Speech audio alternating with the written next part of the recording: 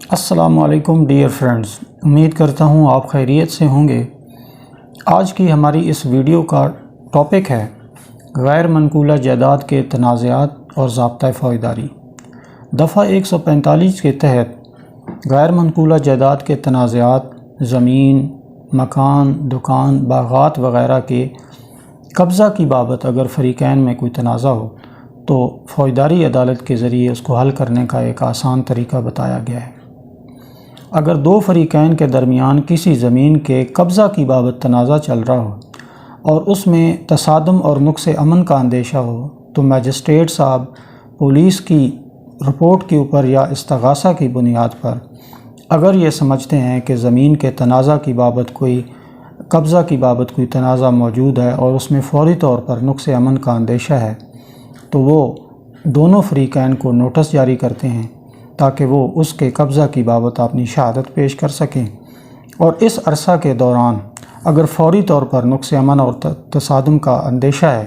تو وہ اس جگہ کو فوری طور پر کرک کرنے کا بھی آرڈر کر سکتے ہیں۔ پولیس رپورٹ اور شہادت کی موجودگی میں جب جوڈیشل میجسٹریٹ صاحب اس نتیجے پہ پہنچتے ہیں کہ جی تنازع موجود ہے تو پھر جو فریقین اس کارروائی کے شروع ہونے سے 2 ماہ کے اندر اس زمین پہ قبضے میں تھا اس کو قبضہ دیا جاتا ہے۔ یا اسی طرح اگر جوڈیشل میجسٹریٹ صاحب یہ سمجھتے ہیں کہ اس کارروائی کے آغاز سے 2 ماہ کے اندر کسی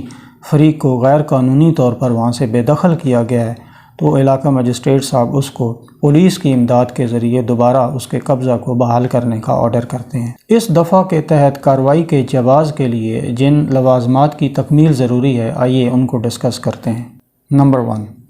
اگر علاقہ میجسٹریٹ صاحب کسی پراپرٹی کے متعلق یہ سمجھتے ہیں کہ 2 فریقین کے درمیان اس کی قبضہ کی بابت کوئی تنازع ہے اور اس تنازع سے فوری تصادم اور نقص امن کا اندیشہ ہے تو اس کے تحت کارروائی ہو سکتی ہے۔ نمبر 2 یہ ہے کہ کسی فریق کو یہ اندیشہ ہو کہ اسے اس پراپرٹی سے غیر قانونی طور پر جبراً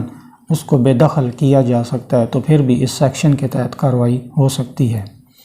جب بھی کسی فریق کو اس سیکشن کے تحت کارروائی کرنی ہو، بے دخل ہونے سے 2 ماہ کے اندر کارروائی کرنی ہے۔ اگر بے دخل ہونے سے 2 ماہ کا عرصہ زیادہ گزر چکا ہے تو پھر بھی اس دفعہ کے تحت کارروائی نہیں ہو سکتی ہے۔ اسی طرح ضابطہ فوجداری کی اس کارروائی کے تحت جب بھی کوئی شخص کسی بھی زمین پر قابض ہے، چاہے وہ اس کا مالک نہ بھی ہو، اور اس نے پرامن طریقے سے اس کا قبضہ حاصل کر لیا ہے تو پھر بھی اس سیکشن کے تحت اس کو غیر قانونی طور پر بے دخل نہیں کیا جا سکتا۔ یعنی اس سیکشن کے تحت اگر کوئی غیر قانونی طور پر کسی جگہ پر قابض ہو گیا ہے اس کو بھی وہ تمام قانونی تحفظ حاصل ہیں جو ایک اصل مالک کو حاصل ہوتے ہیں۔ اس دفعہ کے تحت کارروائی کے لیے حکم امتناعی تب جاری کیا جاتا ہے جب پیش کردہ شہادتوں سے جوڈیشل میجسٹریٹ اس نتیجے پر پہنچتے ہیں کہ ایک فریق اس زمین پر قابض ہے اور دوسرا فریق اسے غیر قانونی طور پر بے دخل کرنا چاہتا ہے، یا یہ ثابت ہو جائے کہ شکایت کنندہ فریق جو ہے اس کو 2 ماہ کے اندر غیر قانونی طور پر بے دخل کیا گیا ہے۔ کیونکہ اس کارروائی میں میعاد کی بہت زیادہ اہمیت ہے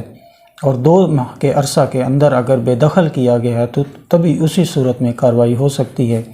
اس لیے فوری طور پر جوڈیشل میجسٹریٹ صاحب کو فریقین کے درمیان جائیداد کے تنازع اور نقص امن کی بابت اپنی تسلی کر لینی چاہیے اور فوری طور پر دفعہ 145 کی سب سیکشن 1 کے تحت آرڈر کر دینا چاہیے۔ اس کے بعد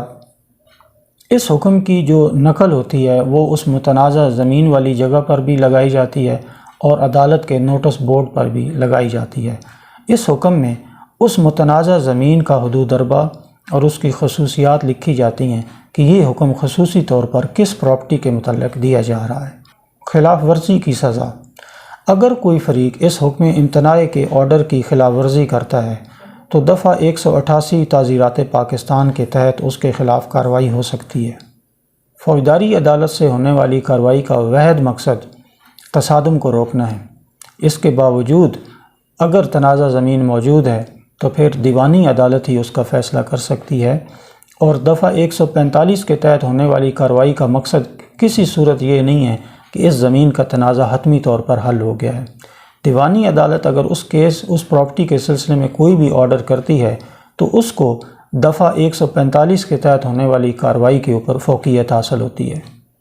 اس جگہ پر جس کا تنازع چل رہا ہے اگر فصل موجود ہو اور وہ فصل پک کر تیار ہو چکی ہو اور یہ اندیشہ ہو کہ جب تک اس کارروائی کا فیصلہ ہوگا اگر اس فصل کو کاٹا نہ گیا تو وہ خراب ہو سکتی ہے، تو جوڈیشل میجسٹریٹ صاحب اس فصل کو بیچنے کا آرڈر کر سکتے ہیں اور اس سے حاصل ہونے والی رقم اپنی عدالت کے خزانہ میں جمع کر لیتے ہیں، اور جب اس پراپرٹی کا فیصلہ ہو جاتا ہے تو پھر وہ جو اصل مالک ہوتا ہے اس کے حوالے کر دی جاتی ہے۔ ریسیور کا تقرر۔ اگر اس کارروائی کے درمیان کوئی بھی فریق اپنا قبضہ ثابت نہ کر سکے اور جوڈیشل میجسٹریٹ صاحب تمام شہادتوں کی روشنی میں کسی نتیجے پہ نہ پہنچ سکے کہ کون سا فریق اس زمین پر قبضہ میں تھا، تو پھر میجسٹریٹ صاحب اس جگہ کے لیے کسی ریسیور کو اپوائنٹ کر دیں گے جس کو وہ تمام اختیارات حاصل ہوں گے جو ضابطۂ دیوانی کے تحت ایک ریسیور کو حاصل ہوتے ہیں۔ ریسیور کو اپوائنٹ کرنے کے ساتھ ہی جوڈیشل میجسٹریٹ صاحب فریقین کو اس بات کی بھی اجازت دیں گے کہ وہ دیوانی عدالت میں جا کے اپنی اس پراپرٹی کے متعلق اپنے قبضہ اور ملکیت کو ثابت کریں۔ دیوانی عدالت اگر میجسٹریٹ صاحب کے فیصلے سے قبل ہی اس زمین کی بابت کوئی ریسیور مقرر کر چکی ہے تو پھر دوبارہ میجسٹریٹ صاحب کو ریسیور اپوائنٹ کرنے کی ضرورت نہیں ہوتی ہے۔ اسی طرح اگر میجسٹریٹ صاحب کوئی ریسیور اپوائنٹ کر دیں اور اس کے بعد دیوانی عدالت پھر اپنا ریسیور اپوائنٹ کر دے تو جو زمین کا قبضہ ہے وہ دیوانی عدالت کے مقرر کردہ ریسیور کے حوالے کیا جائے گا اور فوجداری عدالت کے مقرر کردہ ریسیور کو مجسٹریٹ صاحب اس پراپرٹی سے الگ کر دیں گے۔ اسی طرح اگر فریقین کے درمیان کسی غیر منقولہ جائیداد کے ساتھ کسی آسائش کا تعلق ہے، مثال کے طور پہ روشنی ہے، پانی ہے، ہوا کا جہاں تک تعلق ہے، اور ایک فریق یہ کہے کہ جی انہوں نے اس میری سہولت کو متاثر کیا ہے، تو اس دفعہ کے تحت وہ فریق بھی متعلقہ مجسٹریٹ کی عدالت سے رجوع کر سکتا ہے، اور اسی طرح مجسٹریٹ صاحب اپنی اطمینان کر لیں گے کہ اس آسائش کی وجہ سے دونوں فریقین کے درمیان تصادم کا اندیشہ ہے، تو دونوں فریقین کو نوٹس جاری کیے جاتے ہیں اور شہادت کی روشنی میں فیصلہ کیا جاتا ہے۔ اسی طرح شہادتوں سے اگر یہ بات سامنے ہو جائے کہ ایک فریق شکایت کنندہ کو یہ سہولت میسر تھی تو پھر دوسرے فریق کے خلاف حکم امتناعی جاری کیا جاتا ہے کہ وہ اس آسائش کو روکنے سے باز رہے۔ اسی طرح اگر جوڈیشل میجسٹریٹ اس نتیجے پہ پہنچتے ہیں کہ شکایت کنندہ فریق کو یہ آسائش حاصل نہیں ہے تو پھر اس کے خلاف وہ حکم امتناعی جاری کر دیں گے اور اس کو اس بات سے منع کر دیا جائے گا کہ وہ ایسا حقوق حاصل کرنے کی کوشش کرے۔ دفعہ 145، 146 اور 147 کے تحت ہونے والی کارروائیاں گویا کہ ضابطہ فوجداری کے تحت ہوتی ہیں، لیکن یہ بالکل دیوانی عدالت سے ملتی جلتی ہیں۔ اس میں شکایت کنندہ فریق کو کسی فریق کو عدالت میں حاضر ہو کر ضمانت دینے کی ضرورت نہیں ہوتی، اسی طرح عدالت میں ہر پیشی پر پیش ہونے کی بھی ضرورت نہیں ہوتی ہے۔ جس طرح دیوانی عدالتوں میں لمبی لمبی پیشیاں ہوتی ہیں اور اس کے بعد پھر اپیل ہوتی ہے، اس کے برعکس اس میں کوئی اپیل نہیں ہوتی ہے اور بلکہ ایک نگرانی کا حق دیا گیا ہے اور تھوڑے سے عرصے میں ایک کیس کا فیصلہ ہو جاتا ہے۔ جائیداد اور حقوق آسائش کی بابت مجسٹریٹ صاحب موقع پر جا کر خود بھی انکوائری کر سکتے ہیں یا کسی اور پولیس آفیسر کی ڈیوٹی لگا سکتے ہیں تاکہ وہاں پر موقع پر موجود زمین کے بارے میں پتہ چل سکے اور وہاں مقامی آبادی سے اور گواہوں سے یہ پتہ چل سکے کہ اس زمین کا اصل قبضہ کس کے پاس تھا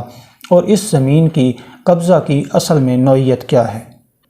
اس سلسلے میں انکوائری رپورٹ بڑی اہمیت کی حامل ہے اور کوئی بھی ایسا کیس جو اس زمین کے بارے میں چل رہا ہو اس میں بطور شہادت وہ پیش بھی ہو سکتی ہے۔ اس طرح کی رپورٹس کو اصل حقائق تک جاننے کے لیے بڑی اہمیت حاصل ہوتی ہے، اور جو فریق بھی سمجھتا ہے کہ وہ حق پر ہے اور اس کے حق میں رپورٹ آ سکتی ہے، فوری طور پر اسے سیکشن 148 کی درخواست دینی چاہیے تاکہ اس زمین کی جو ہے وہ انکوائری رپورٹ سامنے آ سکے۔ ڈیئر فرینڈز، کوئی بھی ایسی زمین جس کی بابت تنازع چل رہا ہے اور اس میں دونوں فریق اس زمین کے مشترکہ مالک ہیں تو پھر دفعہ 145 کے تحت کارروائی نہیں ہو سکتی ہے۔ ایک اور بات بڑی اہمیت کی حامل ہے کہ دفعہ 145 کے تحت ہونے والی کارروائی صرف تنازع کی صورت میں نہیں ہو سکتی، یہ صرف اس صورت میں ہو سکتی ہے جب تصادم اور نقص امن کا اندیشہ ہو، اور اگر صرف تنازع موجود ہو زمین کا اور دونوں پارٹیز میں سے کوئی ایک قابض ہو یا دونوں پارٹیز میں سے کوئی بھی قابض نہ ہو لیکن کسی قسم کے تصادم کا کوئی خطرہ نہ ہو تو پھر دفعہ 145 کے تحت کارروائی نہیں ہو سکتی ہے۔ ڈیئر فرینڈز، اسی طرح جب کسی پراپرٹی کی بابت تنازع تھا اور نقص امن کا اندیشہ تھا اور 145 کے تحت کارروائی سٹارٹ کر دی گئی، لیکن دوران کارروائی یہ بات سامنے آئی کہ اب مزید نقص امن کا اندیشہ اس پراپرٹی کی بابت نہیں ہے، تو اس صورت میں بھی 145 کے تحت ہونے والی کارروائی کو روک دیا جاتا ہے۔ ڈیئر فرینڈز، ایسے معاملات بھی ہمارے سامنے آئے ہیں کہ کسی مسجد یعنی اللہ کے گھر کو بھی قفل لگانے کے لیے درخواست دی گئی ہے۔ معزز عدالتیں مسجدوں کو تالے لگانے کی حوصلہ شکنی کرتی ہیں کیونکہ یہ قہر خداوندی کو دعوت دینے کے مترادف ہے، اور عدالتیں یہ بھی کہتی ہیں کہ کسی جماعت کے خلاف کارروائی نہیں ہو سکتی ہے بلکہ کسی فرد کے خلاف کارروائی ہو سکتی ہے۔